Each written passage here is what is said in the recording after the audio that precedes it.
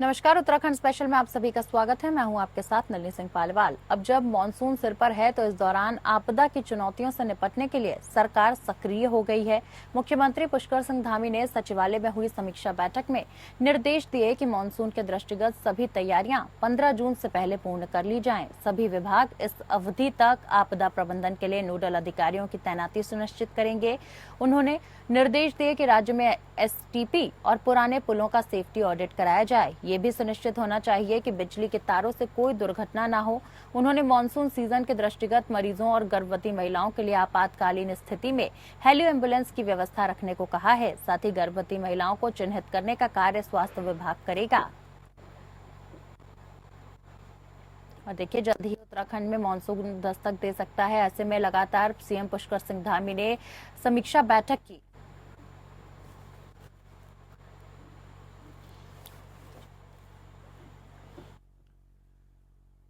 उत्तराखंड की भौगोलिक स्थिति को देखा जाए तो प्रदेश में हर साल मॉनसून सीजन में लैंडस्लाइड की घटनाएं होती हैं, जिससे निपटने के लिए हर साल उत्तराखंड राज्य आपदा प्रबंधन प्राधिकरण नई तकनीक पर काम करने के साथ साथ उस तकनीक को समझाने के लिए अपने अधिकारियों को प्रशिक्षण भी देता है, जिसके लिए हर साल मॉनसून सीजन से पहले एक कार्यशाला का आयोजन किया जाता है। बुधवार को मॉनसून सीजन से पहले राज्य आपदा प्रबंधन प्राधिकरण ने विभागीय कर्मचारी और अधिकारियों को प्रशिक्षण देने के लिए कार्यशाला का आयोजन किया, जिसको सचिव आपदा ने कहा कि लैंडस्लाइड उत्तराखंड की एक बहुत बड़ी समस्या है, जिसके मद्देनजर एक कार्यशाला का आयोजन किया गया है, जिसमें इरिगेशन, पीडब्ल्यूडी, आरडब्ल्यूडी आदि तमाम विभागों को लैंडस्लाइड होने पर किस तरह की कार्यशैली होनी चाहिए, इस विषय में तमाम विशेषज्ञ संस्थाओं की तरफ से विचार रखे गए हैं, ताकि जब इस तरह की परिस्थितियां आती हैं तो तमाम विभागों के सभी पहलुओं पर त्वरित कार्यवाही की जाए। वहीं सचिव आपदा ने यह भी बताया कि लैंडस्लाइड का सॉल्यूशन वैज्ञानिक तरीके से होना चाहिए, क्योंकि हर एक जगह की अलग अलग परिस्थितियां हैं, इसीलिए परिस्थितियों को देखते हुए भी सभी का समाधान होना चाहिए।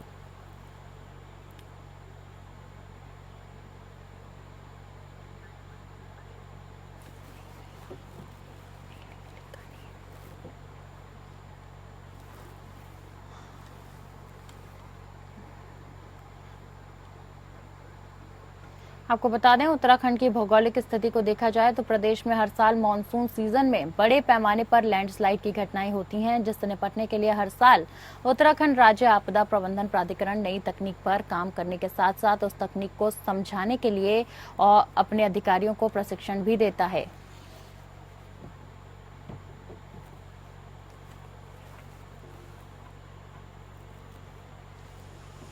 भारत निर्वाचन आयोग ने उत्तराखंड विधानसभा की 2 विधानसभा सीटों पर उपचुनाव का ऐलान किया है। राज्य विधानसभा की बद्रीनाथ और मंगलौर निर्वाचन क्षेत्र में उपचुनाव 3 होगा। तो वहीं आपको बता दूं, वहीं उपचुनाव को लेकर बीजेपी और कांग्रेस दोनों पार्टियों ने ही अपनी तैयारियों को और तेज कर दिया है। बद्रीनाथ और मंगलौर में उपचुनाव को लेकर प्रदेश में कैबिनेट मंत्री गणेश जोशी ने कहा कि हम उपचुनाव में अच्छे मार्जिन से जीतने जा रहे हैं। साथ ही उन्होंने कहा कि मुख्यमंत्री पुष्कर सिंह धामी के नेतृत्व में जितने भी चुनाव उत्तराखंड में हुए हैं, हम सब जीते हैं। साथ ही प्रधानमंत्री नरेंद्र मोदी का भी विशेष फोकस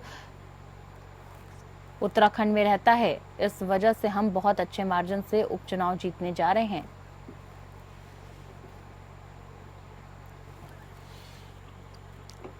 10 जुलाई को उत्तराखंड की 2 विधानसभा में उपचुनाव होने हैं, जिसको लेकर बीजेपी और कांग्रेस ने तैयारियां शुरू कर दी हैं। बात करें भारतीय जनता पार्टी की तो लोकसभा चुनाव में 5 सीटों पर जीत हासिल करने के बाद अब बीजेपी उपचुनाव में जीत हासिल करने की रणनीति बना रही है, जिसको देखते हुए अब मंगलौर और बद्रीनाथ सीट पर उपचुनाव के लिए पार्टी ने पर्यवेक्षक नियुक्त किए हैं। इस पर ज्यादा जानकारी देते हुए बीजेपी प्रदेश प्रवक्ता वितिन कैंथोला ने बताया कि अगले हफ्ते से चुनावी प्रक्रिया शुरू होने वाली है, जिसको देखते हुए मंगलौर और बद्रीनाथ दोनों विधानसभाओं में पर्यवेक्षक नियुक्त किए गए हैं। उन्होंने बताया कि बद्रीनाथ विधानसभा में कैबिनेट मंत्री धन सिंह रावत और विधायक भरत चौधरी को तो दूसरी ओर मंगलौर विधानसभा में प्रदेश महामंत्री आदित्य कोठारी और विधायक खजान को जिम्मेदारी दी गई है। ये पर्यवेक्षक जो ग्राउंड पर जाकर कार्यकर्ताओं से बात करेंगे और पैनल बनाकर स्टेट पार्लियामेंट्री बोर्ड को देंगे, जिसके बाद ये बोर्ड बैठक करके केंद्रीय पार्लियामेंट बोर्ड में भेजेगा और फिर केंद्रीय संसदीय बोर्ड की मुहर लगने के बाद शीघ्र दावेदार घोषित किए जाएंगे। बता दें कि मंगलौर और बद्रीनाथ दोनों विधानसभा सीटों पर उपचुनाव होने हैं। ये उपचुनाव 13 जुलाई को कराए जाएंगे।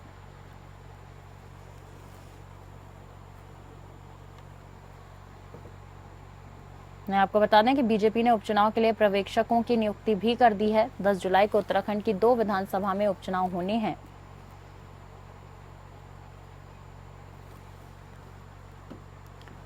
दस जुलाई को उत्तराखंड की 2 विधानसभा में उपचुनाव होने हैं, जिसे लेकर बीजेपी और कांग्रेस ने तैयारियां शुरू कर दी।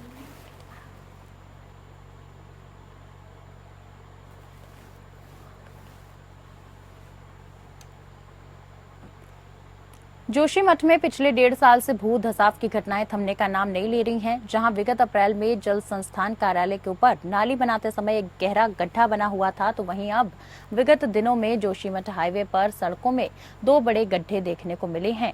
बता दें, जो कि एक चिंता का विषय बने हुए हैं। इसको लेकर सचिव आपदा रंजीत कुमार सिन्हा का कहना है कि जोशीमठ में विगत दिनों में भी इस तरीके की घटना सामने आई थी, जिसका ट्रीटमेंट त्वरित रूप से कर दिया गया था, लेकिन अभी फिर बद्रीनाथ नेशनल हाईवे पर 2 गड्ढों की समस्या सामने आई है। इसके लिए बीआरओ को निर्देशित कर दिया गया है। साथ ही रंजीत कुमार सिन्हा ने यह भी कहा कि इस विषय को सब साइंटिफिक तौर पर देखना पड़ेगा कि आखिर ये समस्याएं बार बार क्यों आ रही हैं। खबर पर ज्यादा जानकारी के साथ संवाददाता आलोक सेमवाल हमारे साथ फोन लाइन के जरिए जुड़ चुके हैं। आलोक, बद्रीनाथ हाईवे पर एक बार फिर टेंशन बढ़ गई। जोशीमठ में पिछली साल भी देखा गया था कि भू धसाव हुआ था, वहीं अब 2 बड़े गड्ढे देखने को मिले हैं। जी बिल्कुल, देखिए पिछले 1.5 साल से जोशीमठ में ऐसा देखने को मिल रहा है कि भू धसाव की स्थिति जो है वो लगातार बनी हुई है। और 1.5 साल पहले भी इस प्रकार के क्रैक्स या क्रेविसेस देखने को जोशीमठ में मिले थे, जिसके बाद लोगों को वहां से विस्थापित भी किया गया था। और जो टीमें वहां पर गई थी, उनका साफ तौर पर कहना था कि जो ओवर कंस्ट्रक्शन जोशीमठ में हुआ है, उसकी वजह से ये क्रेविसेस और क्रैक्स जो है जोशीमठ में पड़ रहे हैं, जिसके बाद लोगों को जोशीमठ से विस्थापित किया गया और जो बड़ी इमारतें थी उन्हें भी तोड़ा गया था, जिसके बाद से ही ऐसा देखने को मिला था कि जोशीमठ की थोड़ी स्थिति सामान्य हुई थी। हालांकि हाल फिलहाल में ऐसा देखने को मिला है कि 2 बड़े गड्ढे जोशीमठ में फिर से देखने को मिले हैं। इसके कारणों की फिलहाल जांच की जा रही है। जो आपदा प्रबंधन सचिव हैं रंजीत कुमार सिन्हा, उनका साफ तौर पर कहना है कि ये एक साइंटिफिक तरीके से इसको देखना होगा कि आखिर किस वजह से जोशीमठ में फिर से ये स्थिति बनी हुई है। और कहीं ना कहीं खौफ का माहौल दोबारा जोशीमठ में नजर आ रहा है, क्योंकि जिस हिसाब से अभी गड्ढे पड़ रहे हैं, उससे कहीं ना कहीं लगता है कि हो सकता है कि आने वाली स्थिति जो है और भी ज्यादा गंभीर हो। जी, ज्यादा जानकारी के साथ आलोक, आपसे गुजारिश है आप लगातार बने रहिए हमारे साथ। उत्तराखंड में गर्मी का कहर लगातार बरस रहा है। कभी तेज गर्मी होते ही बारिश होने वाले देहरादून शहर में इस बार बारिश का नामो निशान तक नहीं है। लोग गर्मी से झुलस रहे हैं और बारिश के लिए भगवान से प्रार्थना कर रहे हैं। सूरज की तपिश कम होने का नाम नहीं ले रही है, तो वहीं मौसम विभाग के अनुसार अगले 2-3 दिन तापमान और बढ़ने का पूर्वानुमान है। अगले 3 दिन और गर्म हवाएं चलेंगी, तो वहीं बुधवार को देहरादून का अधिकतम तापमान 41.6 डिग्री सेल्सियस दर्ज किया गया। मौसम विज्ञान केंद्र के अनुसार राज्य के उत्तरकाशी, चमोली, रुद्रप्रयाग और पिथौरागढ़ जिलों के ऊंचाई वाले क्षेत्रों में हल्की बारिश हो सकती है, जबकि अन्य जिलों में मौसम शुष्क बना रहेगा। हालांकि मैदानी जिलों में 30 से 40 किलोमीटर प्रति घंटे की रफ्तार से गर्म हवाएं चलेंगी। तो आपको बता दूं कि आज देहरादून का तापमान गर्म हवाओं के साथ 42 डिग्री सेल्सियस तक जा सकता है। सुबह से ही चिलचिलाती गर्मी लोगों को घर में कैद होने के लिए मजबूर कर रही है।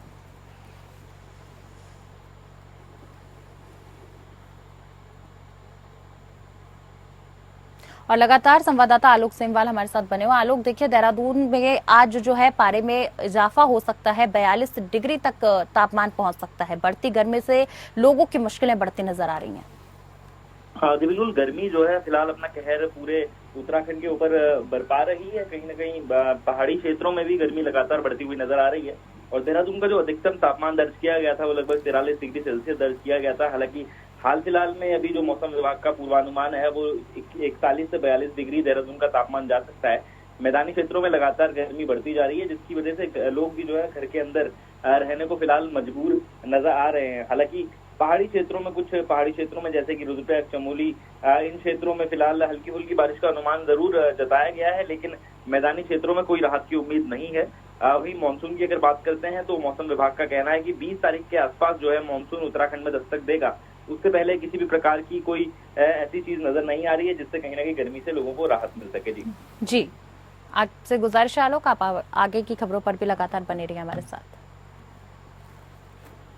दून की सड़कों पर अक्सर आपने थोड़ी थोड़ी दूरी पर कचरा फैला देखा होगा। खासकर खराब सड़कों और स्पीड ब्रेकर के पास अक्सर कचरा फैला मिलता है। हालांकि वाहनों के आने जाने के कारण कुछ देर में यह कचरा वाहनों के टायर्स के नीचे आ जाता है और सड़कों पर ही चिपक जाता है। लेकिन कई बार कूड़ा इतनी ज्यादा मात्रा में होता है कि वाहनों की लगातार आवाजाही के बावजूद घंटे तक साफ नहीं हो पाता। ये कचरा दरअसल ओवरलोडेड कचरा वाहनों से गिरता है। शहरों में इस तरह की स्थिति कभी भी देखी जा सकती है। एक अनुमान के अनुसार दून में हर रोज करीब 350 मीट्रिक टन कचरा निकलता है। छोटे छोटे वाहनों से यह कचरा डंपिंग ग्राउंड पहुंचाया जाता है और डंपिंग ग्राउंड में शीशम बाड़ा के सॉलिड वेस्ट मैनेजमेंट प्लांट में भेजा जाता है। रोज पैदा होने वाले कचरे के मुकाबले इसे ले जाने के वाहनों की संख्या कम होने से ज्यादातर वाहनों से कैपेसिटी से ज्यादा कचरा लोड कर दिया जाता है। ये कचरा चाहे छोटे वाहनों से डंपिंग ग्राउंड पहुंचाया जा रहा हो या फिर डंपिंग ग्राउंड से बड़े कचरा वाहनों में शीशम बाड़ा ले जाया जा रहा हो, ये सभी वाहन ओवरलोड होते हैं। सड़क पर चलते हुए हल्का धक्का लगते ही, ब्रेक लगते ही ओवरलोड कचरे का एक बड़ा हिस्सा रोड पर गिर जाता है।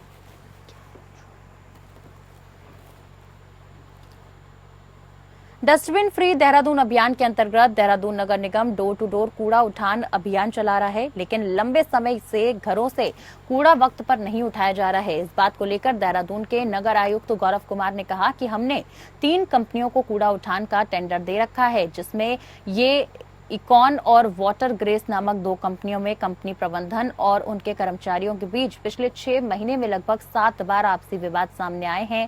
साथ ही उन्होंने कहा कि हालांकि निगम की तरफ से कंपनियों को वेतन समय पर दिया जा रहा है, लेकिन उनको चेतावनी दी गई है कि अगर उन्होंने अपने आपसी विवादों को नहीं सुलझाया तो उनके टेंडर को खत्म करने पर विचार किया जाएगा।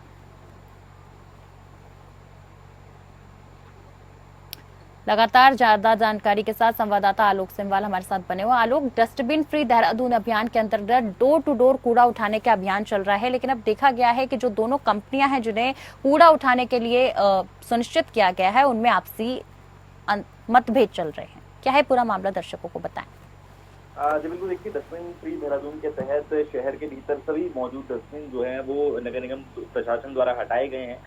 हालांकि नगर निगम का द्वारा ये कहना है कि जो कूड़ा उठान की गाड़ियां हैं वो घर घर जाकर कूड़ा उठाएं, जिसकी वजह से कहीं ना कहीं पूरे शहर भर में डस्टबिन फ्री हो और डस्टबिन पूरे शहर में नजर न आए, जिससे देहरादून शहर जो है और भी ज्यादा साफ नजर आए। हालांकि 2 कंपनी को ये टेंडर दिया गया है कि वो घर घर जाके कूड़ा उठान का काम करे, लेकिन ऐसा देखने को मिल रहा है कि वो 3 से 4 दिन के गैप में जो है पहुंचती है, जिसकी वजह से कूड़ा जो है लोग सड़कों पर ही फेंक देते हैं और जहां पर पहले डस्टबिन लगाया करते थे वहां पर अभी कूड़े के अंबार नजर आ रहे हैं। तो नगर निगम ने पूरे मामले का संज्ञान लिया और निगम का साफ तौर पर कहना है कि एक चेतावनी का अल्टीमेटम जरूर दिया गया है इन कंपनियों पे, लेकिन पिछली बार भी ऐसा ही हुआ था और पिछली बार भी इसी प्रकार की चेतावनी देकर कंपनियों को छोड़ा गया था। अब फिलहाल हो सकता है कि नगर निगम इस बार थोड़ा सख्त रुख अपनाए और फिलहाल जो कंपनियों को टेंडर दिया गया है उनको टेंडर की कैंसिलेशन पॉलिसी की भी बात फिलहाल कर रहा है। अगर इनके मतभेद आपस में नहीं सुलझते हैं और कूड़ा उठान में फिर भी अभी दिक्कतें होती हैं, 3 से 4 दिन के गैप में ये पहुंचते हैं, हर दिन या हर दूसरे दिन नहीं पहुंचते हैं, तो नगर निगम इस पूरे मामले का संज्ञान लेकर इनकी टेंडर की कैंसिलेशन की कार्यवाही भी कर सकता है। जी, बहुत बहुत शुक्रिया आलोक आपका हमारे साथ जुड़ने के लिए और तमाम खबरों पर ज्यादा जानकारी साझा करने के लिए। तो बता दूं, देहरादून में परिवार से बिछड़े लोगों को मिलाने को लेकर पुलिस ने अभियान चलाया हुआ है, जिसे ऑपरेशन स्माइल कहा गया है, जिसको लेकर एसपी सिटी देहरादून प्रमोद कुमार ने बताया कि प्रदेश भर में हर वर्ष चलाए जाने वाले इस अभियान के तहत बालक, बालिका और परिवार के सदस्यों की तलाश की जाती है। उन्होंने बताया कि देहरादून जनपद में 4 टीमें गठित की गई हैं, जिसमें एक टेक्निकल टीम एसओजी की और एक विधिक टीम भी साथ में होती है, जिसमें 3 चरणों में काम होता है। ऑब्जर्वेशन, एनफोर्समेंट और अवेयरनेस, इसमें सर्च ऑपरेशन के साथ ही लोगों में जागरूकता भी विभिन्न माध्यमों से फैलाई जाती है।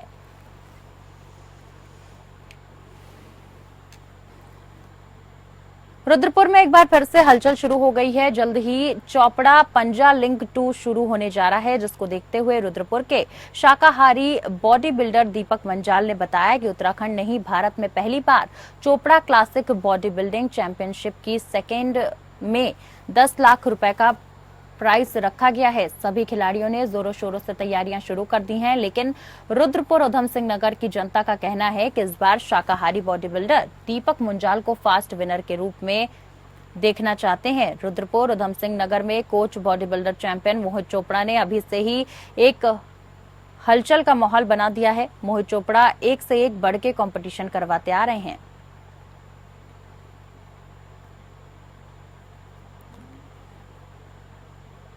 उत्तराखंड हाईकोर्ट ने अभी तक नगरपालिका, नगर निगम और अन्य निकायों का कार्यकाल पूरा होने के 6 माह बीत जाने के बाद भी चुनाव नहीं कराए जाने के खिलाफ दायर अवमानना याचिका पर सुनवाई की। मामले की सुनवाई करते हुए वरिष्ठ न्यायमूर्ति मनोज कुमार तिवारी की एकल पीठ ने राज्य सरकार को अवमानना का नोटिस जारी करते हुए अनुपालन रिपोर्ट पेश करने के आदेश दिए हैं। वहीं नोटिस का 3 सप्ताह में सरकार से जवाब मांगा गया है। हाईकोर्ट की तरफ से मांगी गई अनुपालन रिपोर्ट और अब मानना नोटिस पर बीजेपी का कहना है कि न्यायालय के हर प्रश्न का जवाब भारतीय जनता पार्टी की सरकार देती है और हम न्यायालय का सम्मान करने वाले लोग हैं। बीजेपी के प्रदेश प्रवक्ता विपिन कैंथोला ने कहा है कि आने वाले समय में निकाय चुनाव बेहतर ढंग से हो और उस पर सरकार काम कर रही है और ज्यादा प्रतिबद्ध है। उन्होंने कहा कि निकाय चुनाव कराने में हुई देरी के कारण को न्यायालय को अवगत कराने का काम किया जाएगा और जो चीज न्यायालय ने मांगी है उन्हें उससे भी अवगत कराया जाएगा।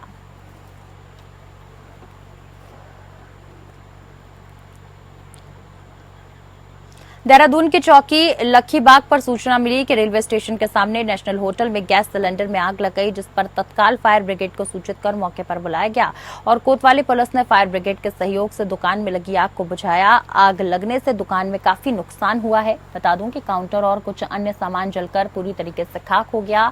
आग लगने के कारणों की अभी लगातार जांच जारी है।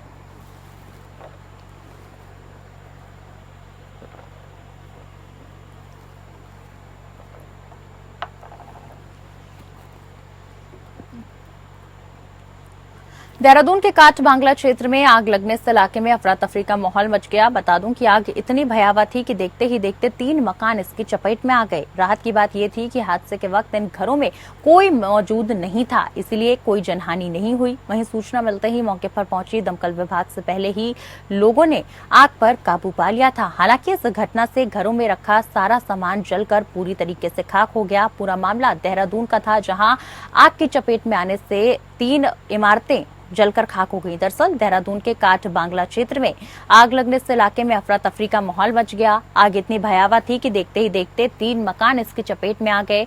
राहत की बात यह थी कि हादसे में कोई भी जनहानि नहीं हुई है, क्योंकि हादसे के वक्त इन घरों में कोई मौजूद नहीं था, इसलिए किसी भी प्रकार की कोई जनहानि नहीं हुई। वहीं सूचना मिलते ही मौके पर पहुंची दमकल विभाग से पहले ही लोगों ने आग पर काबू पा लिया था।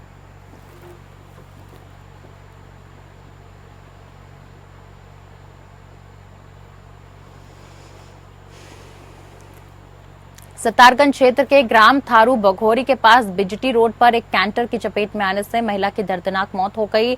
हाइड्रा की मदद से महिला के शव को कैंटर के नीचे से निकाला गया। सूचना पर पहुंची पुलिस ने महिला के शव को अपने कब्जे में लेकर सामुदायिक स्वास्थ्य केंद्र पहुंचाया, जहां डॉक्टर ने उसे मृत घोषित कर दिया। वहीं पुलिस ने मौके पर पहुंचकर शव को अपने कब्जे में लेकर पंचनामा भर पोस्टमार्टम के लिए भेज दिया। मिली जानकारी के मुताबिक महिला सड़क किनारे जा रही थी, वहीं अचानक कैंटर ने महिला को अपनी चपेट में ले लिया, जिससे कि महिला की दर्दनाक मौत हो गई। सूचना पर पहुंची पुलिस ने वाहन को अपने कब्जे में लेकर जांच शुरू कर दी है।